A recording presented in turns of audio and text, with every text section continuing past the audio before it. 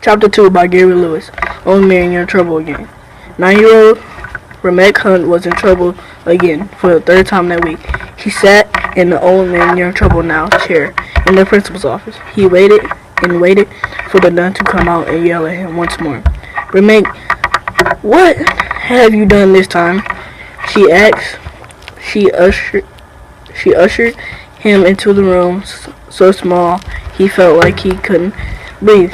The tall nun, dressed all in black, never smiled. It wasn't my fault, sister. I finished my work and I just wanted to see if I threw my pencil up to the ceiling real hard, if it would stick there. So I kept tossing it up. I almost made it too, he added proudly. Then a couple of the other students saw what I was doing and started copying me, so the teacher threw me out of the classroom again. After saying it, Ramek knew his explanation sounded done. He picked at a loose thread on his uniform. Of course, it was your fault, the nun replied sharply. Someone could have been seriously hurt when the pencil landed. Ramek wanted to say that he doubted a falling pencil could kill anybody, but figured he was in enough trouble already. He sighed and wished once more that his mother had not transferred him to a public school, to this Catholic school where the rules were strict and academic work was easy. In a way, he liked telling people he went to Catholic school because the kids in the neighborhood, it meant your family had a little money. But the reality of going to the school every day was not the same as boasting your friends. Why didn't you just do your arithmetic like the rest of your class? The principal asked. There were 100 problems on your classwork assignment. I finished it. It was easy. Ramek told her, I learned multiplication and division at my old school. It was the principal's turn to sigh. Ramek, little boys who cause constant disruption in class, never grow up and to be a successful people. You must learn self-control. I'm trying, sister, Ramek said, but I get bored and my mind gets to thinking about stuff and then I in trouble again. The principal cleared her throat. The teacher and I think that perhaps you should be tested for special education. What special education? Ramek said. He really got to feel special at school these days. Perhaps this was something really cool. It's a schoolroom where the pace is slower, the classes are smaller, and you would not have to have the distractions of so many academic and social challenges. The principal replied. Ramek frowned. I know what you were saying, but I'm not slow, sister. I like doing the work in class, and I like the kids here. I even like the school. Really? He looked at her with honest confusion. I can't help it if I get in trouble. I will discuss this with your mother. We feel it might be for the best, the principal said. Now get you back to your class now and try to behave. The principal looked at him through the glass, perhaps on her nose. Oh, Ramek. Yes, ma'am, the boy replied as she turned to leave. Tell your mother that her tuition payment is due on Friday. Ramek rolled his eyes and stumped out of her office. The principal made him feel angry and stupid. He balled his fist. knocked over the chair reserved for kids in trouble, and stormed into the hall. The hall is scuffed floors and tall windows covered with wire. Loomed ahead of him, empty and silent. All the classroom doors were closed, but Remek could hear sounds coming from each one and pass by the sing-song chant of first graders. The noisy disruption of the sixth graders. Remek, full of pent anger and frustration, took a deep breath. At the far end of the hall, at sixth grade boys, Remek knew only as Meatball came out of the classroom with a bathroom pass. Meatball was a bully and had been pushing Remek around at lunch. In public school, Remek had learned to fight and solve his problems, but the Catholic school, even though he felt out of place, Remek had gradually learned to solve his problems through peaceful means. But sometimes a fight was unavoidable. The boy walked toward him. Remek imagined himself in a cowboy movie. He would be the cool cowboy with the black hat and the fast horse with the silver bullets in his gun. Just the two of them heading toward each other down the dusty street, waiting for the showdown. Meatball, much larger and stronger looking than Remek, glared at him. The two got closer.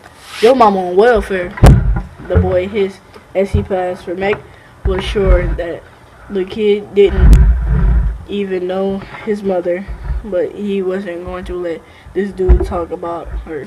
Remek had enough. He made his fist and punched Meatball in the stomach. Don't you be talking about my mama," he growled as he hit the boy again. Remek, glad to have an excuse to release some frustration, pulled Meatball down to the floor, and two rolled around in the empty hallway for several minutes, exchanging fierce punches and pent-up anger. A classroom door opened, and both boys, almost on cool, jumped up, dusted off the wrinkled and torn uniforms, and headed up the opposite direction. Remek somehow felt better. He had an idea how the other boys felt, but he had a feeling that he wouldn't be picking on Remek anymore. Basically, Remek, like most of the students at the school, they came from a wide background of families and cultures, and as the first exposure to people different from himself, Remek thought it was pretty cool, but he'd never tell that to the door nun in the principal's office. When Remek got home that afternoon, his mother was asleep. He thought she was looking beautiful as she lay there. In fact, she was so pretty that she could be Miss America. Of course, she had never seen a black Miss America, but he figured there's always a first time. He didn't wake her, but he left and headed to his grandmother's house a few blocks away. "Hey, Ma," he called to her as he walked into the warm kitchen, which smelled of fried chicken. All of her children and grandchildren simply called her Ma. "How you doing, boy?"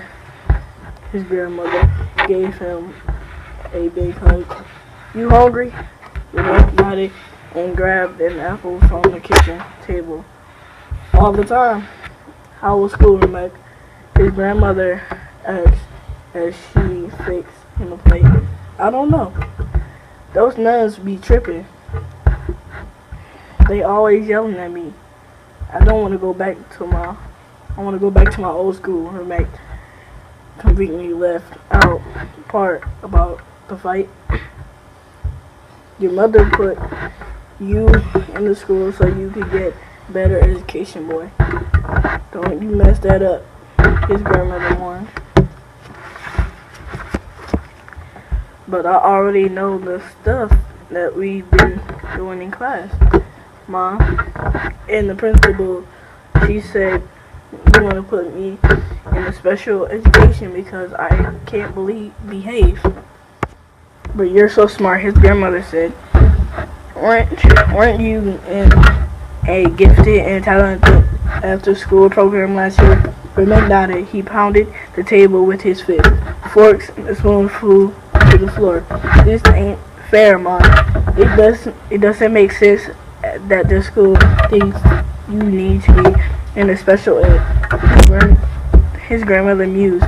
Tell me about it.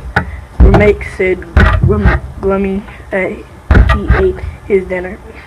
Maybe I'll talk to your mom, if she can get you out of there. There's no way she's gonna let put you in class for slow children. If I go back to public school, I can't go to the program.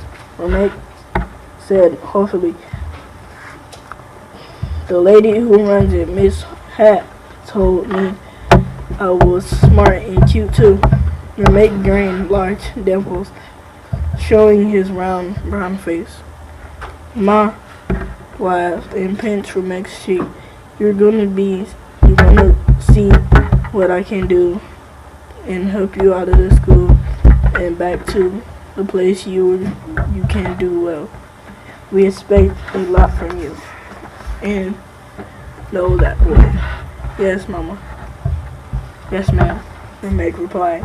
He hated being pushed, but at the same time, he loved the high expectations his family set for him. Your mama go to work today. Your mama go to work today? His grandmother then asked. Remek nodded. I guess she was asleep when I got home. She's pretty hard. I think she gets paid tomorrow. Your mama loves you. You know that, don't you? She wants the best of you, but sometimes life gets bigger than she sees it. His grandmother told him, you need to understand that when you get grown. I know she loves me, Remek replied. Last year when we went to Disney World, everyone was on the block was hating on me. That was cool. His smile faded a little, but sometimes I just wish. I know that you wish, and wishing ain't gonna change nothing. Can't nobody tell you but yourself. You do what you got to do and make your life something that we will all be proud of. Ma always took a tough love stance with Remek, giving him support but never babying him. Yes, ma'am, Remek replied obediently, but he had no idea how to reach his grandmother's expectations. He couldn't even figure out how to deal with the next day.